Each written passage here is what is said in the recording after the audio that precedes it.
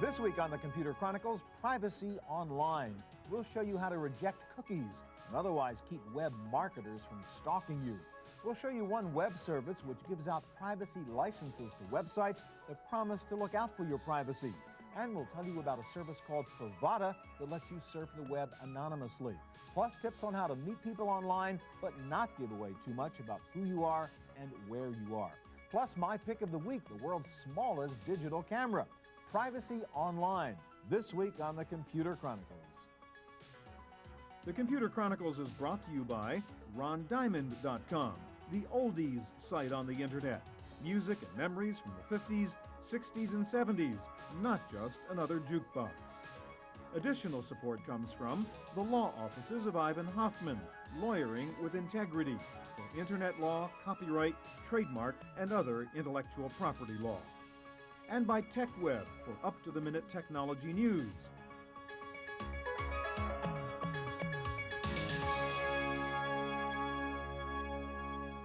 Hi, and welcome to the Computer Chronicles. I'm Stewart Cheifet. In this recent issue of Yahoo Internet Life magazine, writer Robert Scheer made an astonishing observation. He writes in here, on the internet, anyone can find out more about what you read, what you think, how much money you make, than Stalin or Hitler could have ever learned about you in their totalitarian regimes. Welcome to the world of privacy, or lack of it, on the web. This week, we want to help you get a handle on preserving your privacy in today's wired world. And here to help us get started is Deborah Pierce, staff attorney with the Electronic Frontier Foundation. Hi, Deborah. Hi. First thing I want to ask you about is cookies. A lot of people have heard about cookies. Many people don't really understand what a cookie is in the internet context. What is happening when someone writes a cookie to your machine? Okay, well, cookies are just little pieces of text files that websites can put on your computer, on your hard drive, so that if you want to go to, like, say you sign up for the New York Times online, it'll remember your password for you, and you won't have to retype your password. So they're not necessarily evil? No. But can they be? They can be. Online banner ad companies like to use cookies so that they can monitor what pages you're looking at, what ads you're so it's not reading. only to say who you are, but they can actually figure out where you're going and what you're doing online. Right, and they can start to create a picture of you, create a profile of you, if you will, and that profile can grow and grow depending on all the different sites you go to and what you read and what you do on the net. All right, so maybe customizing ads for you is not too terrible a thing, but I want to talk to you about another situation which might be more serious, and that is health information on the web, right? Very personal. Let's talk about the cookies first of all. You're on a site right now. The default in a browser is that cookies are enabled usually, right? Exactly. So you don't know what's going on. Exactly. So if you go to a site, we can go to a medical site. We'll go to drcoop.com. Let's just go there. All right, so you might be going to this health site because you have a health issue that you want information on, and so something which presumably is personal to you. Right. So I'm going here. So let's just scroll down a bit. Their top story is about AIDS. And do I know everything I should know about AIDS? So let me just click on that. And with cookies enabled, when the site comes back up. So nobody's told you anything, but somebody just put a cookie in your machine. Right. And presumably knows that you're a person who's wondering whether you should have an HIV test. Right. And this whole process was invisible to me. Right. I didn't see anything. Now, how do you get around that? Okay, so what you can do is I'm going to close out of this, but what you can do is you can reset the cookies on your browser, and you can set it up to either disable the cookies or to warn you. So what I will do is I will reconfigure that. All right, you're going to go to your So I'm in Internet Explorer, options. go to Internet Options, go to Security. I'm going to customize that. And look for the cookie settings, huh? Right, so you kind of scroll down until you find them. There There they are. Okay, and so they're enabled. enabled. So now I'm going to set it to prompt. That means? That way, when someone wants to put a cookie on the machine, it will say, do you want to have this cookie put on your machine? You have the option of saying, no, I don't want you to do it. And then I can say yes or no. All right, so you've done that. Now let's go do this over again then. Right. Okay, we've got that set up. And so see what happens now when you go to Dr. Coop and click on the AIDS section. Well, we've already, before I even get to the site, is to provide a more personalized browsing experience. Isn't that a nice euphemism? Exactly. A personalized. And it doesn't sound bad at all. Yeah. So, if I wasn't attuned to what a cookie is and how they can be used, I would say, Oh, more personalized browsing. Oh, Sounds I cool. want that. But it's also not telling you who is putting the cookie on. Exactly.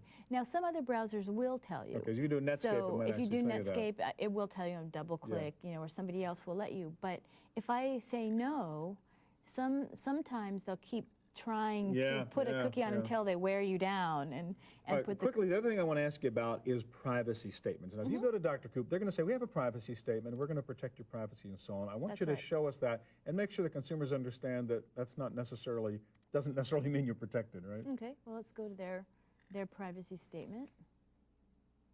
Scroll down and then you'll see a lot of these. And it's bottom not, there. yeah, here we go. Over the left Privacy statement. We'll click on that. We'll accept the cookie. And they're giving you a cookie again. So every time you do something, somebody's tracking They want to you, know. basically. They want to know what you're looking at, how long you're looking at it. So let's look at this statement. Okay, they want to protect your privacy. Okay, it's all, I mean, they're all probably going to say, oh, it's wonderful, right, et cetera, et cetera. Here's some, information about IP addresses. We're not going to do that. Okay, but the bottom there, it says, we will not identify who you are, even though we're tracking this stuff. And here's cookies, and here's what they are. But now when you scroll down farther, you'll see that they have something called community partners. And they represent well-respected healthcare organizations, but we don't know who they are. Okay, we only have a little bit of time left. I want to ask you, despite the fact that it may say in a privacy statement, we won't reveal who you are, that doesn't mean people can't find out who you are. That's right. If an attorney has a subpoena and they want to get information about you, or law enforcement has a warrant and they want the information that you're storing, they can get it, and you have to comply. Or they could actually put together other data points and kind of just logically figure out who you are, Exactly. right? You only need 2 or 3, and that would be, zip code, birth date, or Could your gender. potential employer find out you were checking out an HIV question? They could. Wow. Deborah, thank you very much. You're welcome. All right, well, there are technology companies out there that offer a variety of approaches to protecting your privacy online. One of them is called TrustE, and this is Bob Lewin, President and CEO. How you doing, Bob? How you doing? All right, let me ask you first of all, what is TrustE? What business you guys We're set up as an independent third party, and we provide a program that ensures that consumers have the ability to control what information is collected by websites. All right, so if some website qualifies and meets your standards, you'll let them carry your little banner that says, TrustE said they have a good privacy policy? That's correct. So if I go to, now this is your website here? Yes. So if I want to know about some of the things I was talking to Deborah about, could I find, is there kind of a tutorial about privacy, things you should do on your website? Well, certainly. Well, first of all, from the consumer's point of view, there's a section that, for the consumer. One of the things we suggest is go to the, click on the protecting your privacy online. And there we have a bunch of information that is useful for the consumer. Specifically, for example, if you look at the holiday period, there's some shopping tips of what to look for on websites and so forth. Right, okay. So now I see it's a .org. You guys are a nonprofit? That is correct. Huh. All right, now let's talk about going to a particular site. One thing I notice you do have in your tips is children. I want to ask you briefly about the kids are very vulnerable, obviously. They're not going to read the darn privacy statement. They don't know what's going on when somebody says, where do you live, what do you want, blah, blah, blah. Right. Is there anything a parent can do in particular to make sure when their kids online they don't get sort of abused from a privacy point of view? Absolutely, and also website owners should know that there are federal regulations related specifically to children. So there are government regulations on kids? In this particular area because of the sensitivity and the importance. Sure. What a parent can do are, first of all, we have some guidelines specifically on this that can be downloaded from the website, or we have a booklet that they can write us and get. But what is required is parental consent, that the website has to ensure that they can get parental consent through various mechanisms that are outlined in these documents. Do these things work as a practical matter? I mean, 8-year-olds online, it's going to say, does your father say this is okay? It makes it more difficult for a website to knowingly collect information.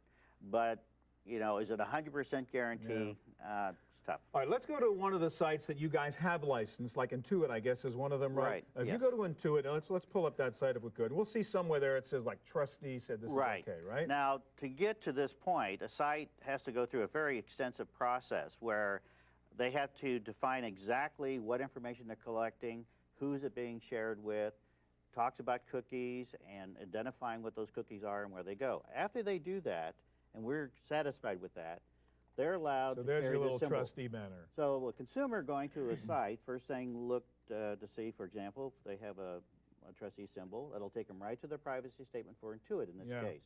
Now, to ensure that this is a certified site, that it's somebody that's just not capriciously putting on there, That's why we have the click to verify button. Okay, so I can click, they can't just put that banner up there. You guys No. like to verify that it's there. No, we actually go out and verify through looking for our symbol on websites, and Yeah. we check that against our authorized licensees, and those that are unauthorized, we send letters to. Let me ask you this, Bob. As a practical matter, we saw with Deborah before, big policy statement saying Dr. Coop, looks good. Who really takes the time to read that stuff? And even if you do read it, it may be lawyerese, and it may not really represent what's Right. going on. How safe are you if you say, oh, cool, they have a privacy statement, everything's fine? It is difficult from the point of view that, yes, a consumer does have to read the pages. Yeah. What we try to do, at least, is to put all the meaty things, the important things at the front of a statement, and it's readable. It's not a legalese document or a marketing hype document. Right. But having said that, some of them can be extensive, just like any contract. Sure. But in general, is it fair to say that if I go to a site and it says trustee has said this is okay, that their privacy policies are probably better for me than somebody who doesn't have that? Absolutely, and more importantly, you as a consumer have better control over how your personal information is going to be collected. And I know we're just talking about trustee. I take, are there other organizations that do similar things, Bob? Oh, certainly. The Better Business Bureau has a BBB online program, very similar to ours, to name one. Yeah. What about the commerce part? You talked about shopping online. Obviously, people are concerned about credit cards and people getting that kind of information, which could really damage them in a financial way. Do you guys get involved in that at all? From the standpoint that the procedures that we follow, Fair Information Practices, talk about adequate security, and specifically as it relates to credit cards, to make sure that there's some protection for any information. And in the guidelines, we talk to the consumer about what to look for to ensure that. So maybe go to your site to look up the guidelines about how to shop safely. Anyhow. Certainly. All right, thanks a lot, Bob. My pleasure. All right, coming up next, a way for you to surf the web anonymously and some advice on how to meet people online but not give away too much about who you are. We'll be right back.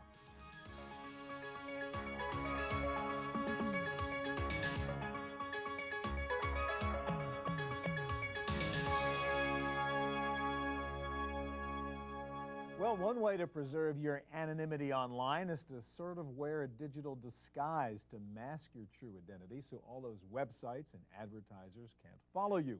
One company that'll help you do that is called Pravada, and this is Rick Jackson, President and CEO of Pravada. Hi, Rick. Hi, Stewart. Explain the basics of what Pravada does. How do you help me preserve my privacy? Certainly. While you're online, your identity or information about you can possibly go to the websites that you're going to or be tracked by third parties. And what Pravada does is build a set of network infrastructure technology that disassociates who you are in the real world from who you are online by allowing you to create a personal digital account. So I can be sort of anonymous in my behavior online, so somebody may know I'm doing stuff, but they don't know who it is that's doing this stuff. Correct. All right, let's do an example here. Now, you have a site up here, which people might be shocked to know, can actually find out a lot of information about you, right? This is actually consumer.net. Yeah. And there's a privacy analysis portion of that website. And what I've done is I've gone in using our standard Microsoft Internet Explorer browser. So this is just the normal situation. I haven't done anything with you guys yet. Exactly. Okay, so what can they find out about me? Well, for example, they'll actually do an analysis of everything that they can get off of your machine when you're visiting that site. And for example, it'll come down here and show me what browser I happen to be using on the site. So it shows me that I'm using MSIE 5.0. And if we scroll down a little bit further, it'll tell me about network statistics as well. For example, this is the internet address or the IP address that we're using to browse the site. Okay, so wouldn't somebody like to know exactly where I am, how to get into me? What? Exactly. Yeah. So let's go up here, and this is the simple control panel for our product, which is called Pravada Control. Okay, so let's stop for a second. So right now, without having used Pravada, somebody can find out all the data about me. I am sort of publicly identified by all that stuff that's been put on my hard drive that somebody can get to. What are you going to do now? What we're going to do is we're going to activate the Pravada Control software, which is actually resident on this machine. Okay. And that is going to create a connection to the Pravada network and literally shield any identifying information or information that can be traced back to my identity. So instead of going from my machine to that website and going from my machine to you, you hide me, and then to the website? And then out to the website. All right, so show us what the difference would be now after we have sort of Pravada-ized the machine. So we're just going to click on this icon up here, and now we should be private. And I'm going to go back and refresh this particular page. So it is a thing you can sort of turn on, turn off. Turn on, turn off. You can actually change your identity. So for example, you can create an identity for yourself, for other people in your household, or perhaps an identity for work purposes and identity for personal purposes. All right, so we now have Pravada running, and we go back to the same site, and how am I protected now? Now let's go back down here and look. And for example, if we look at the line that talks about our browser, it says that it is a Pravada browser as opposed to Microsoft Internet Explorer. So you've masked that specific information. We've started to hide information. And what a lot of people don't realize is actually that their browser is set up to even give out their email address. And so we'll hide that, for example, from the website. Come back down here, and you'll notice that our internet address has changed to something that's not so unique. You put in another number that isn't really me. Exactly. It's the address actually of the Pravada network. All right. Now, how do I do this? You have a control panel, I guess, where I can sort of create the parameters I want? This is really the high level, just turning privacy on or off. If you want to actually have more control over different settings, you can bring up the Pravada control panel. And there's different things that we can do. For example, we make it real easy to turn cookies off. Just click on the cookie button. Now, can I do more than just, we did that a little bit earlier, say, okay, prompt me on cookies or disable cookies. As we talked about, sometimes you want some cookies, but you don't want others. Exactly, because it's not really a black or white decision. You want personalization, so you want to enable some cookies. So one of the things that we can do is actually go into our cookie manager, and we can actually selectively block cookies on different domains. Okay, so some guy can put a cookie on me, some guy can't, and I can set that up ahead of time. Correct. So if I look here at the cookie manager, and let's do a show all. These are some of the sites that I've just gone to, and have started to put cookies on me. You can see they put them down fairly quickly. And you'll notice, for example, that I've blocked a cookie that keeps the date on PrivacyNet.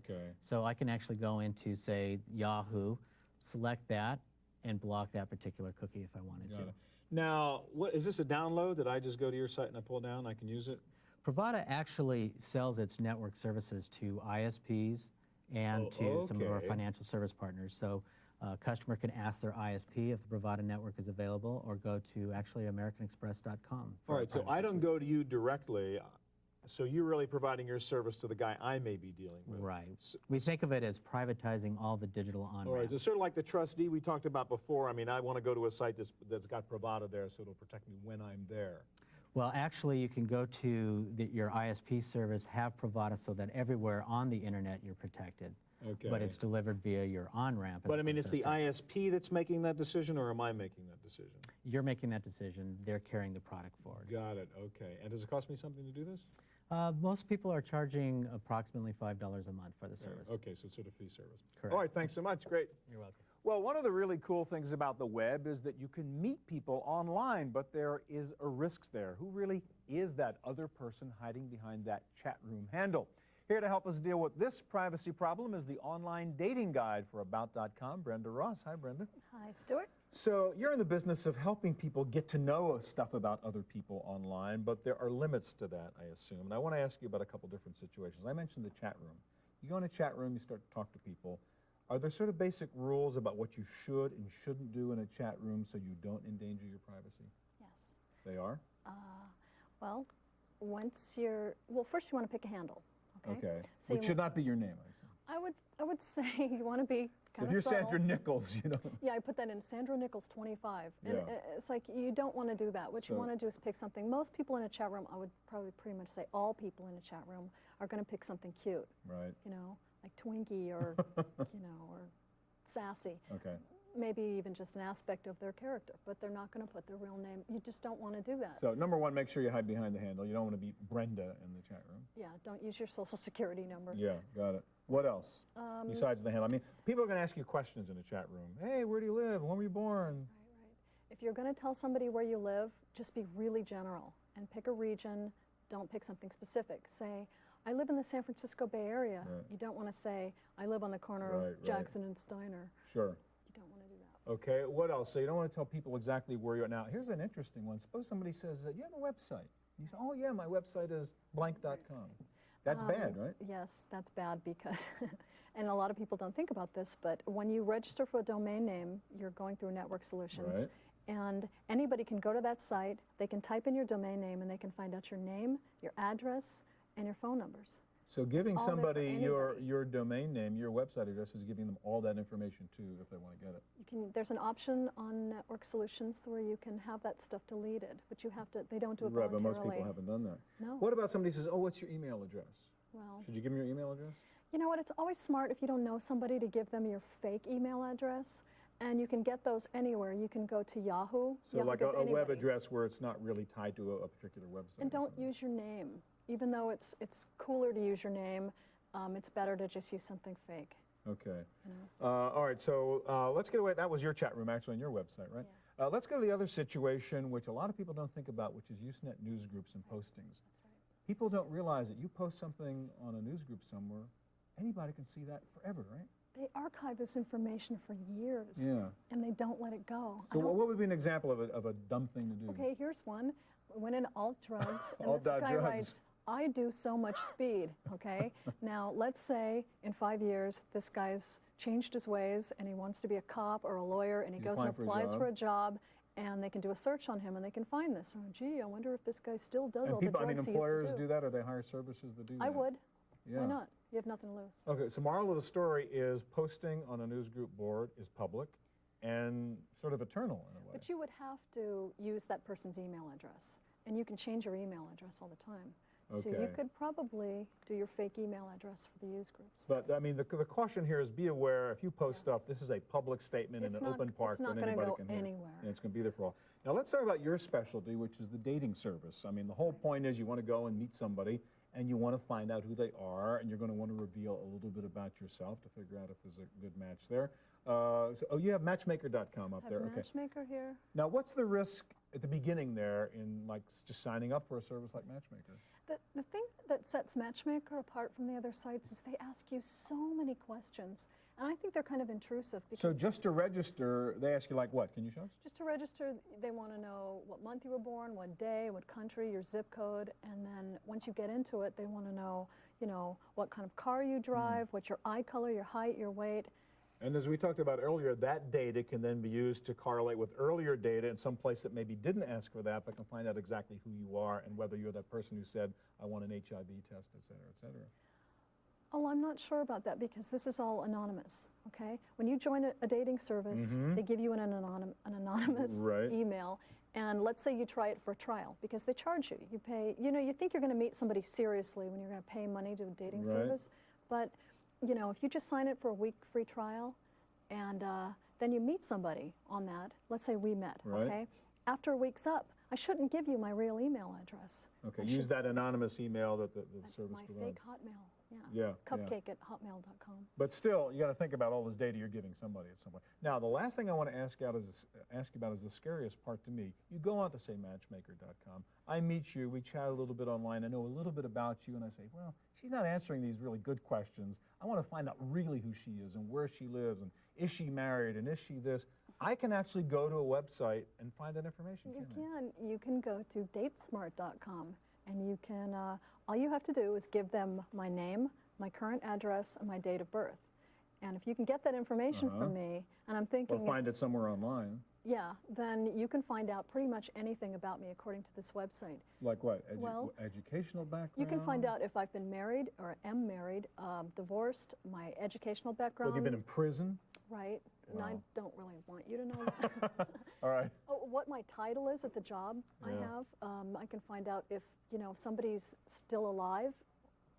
So be cautious, moral of the story. Absolutely. Okay, meet somebody, but carefully. Yeah. All right, thanks. That's our look at privacy online. Don't go away. Coming up next, my pick of the week, a cool sort of spy cam. I'll tell you all about it in just a moment.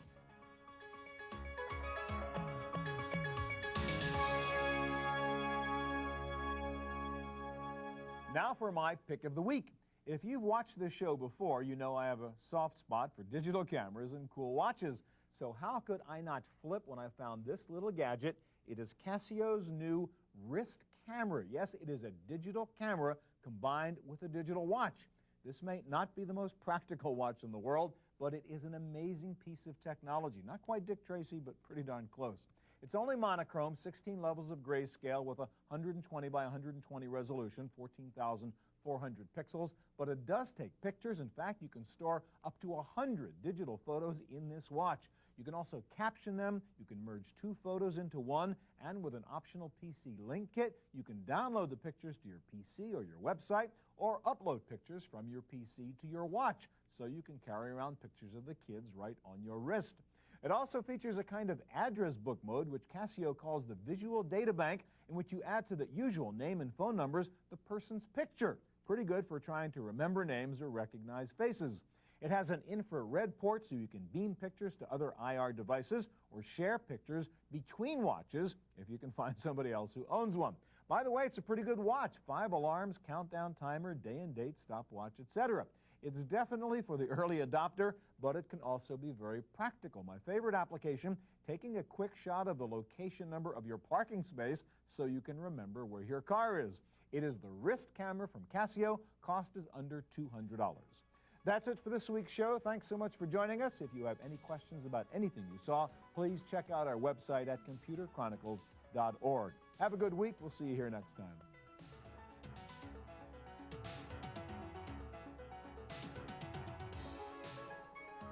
The Computer Chronicles is brought to you by RonDiamond.com, the oldies site on the internet. Music and memories from the 50s, 60s, and 70s, not just another jukebox. Additional support comes from the law offices of Ivan Hoffman, lawyering with integrity for internet law, copyright, trademark, and other intellectual property law. And by TechWeb for up-to-the-minute technology news. To purchase a videotape copy of today's program, call toll-free 1-888-310-7850. Please specify the show number and the topic.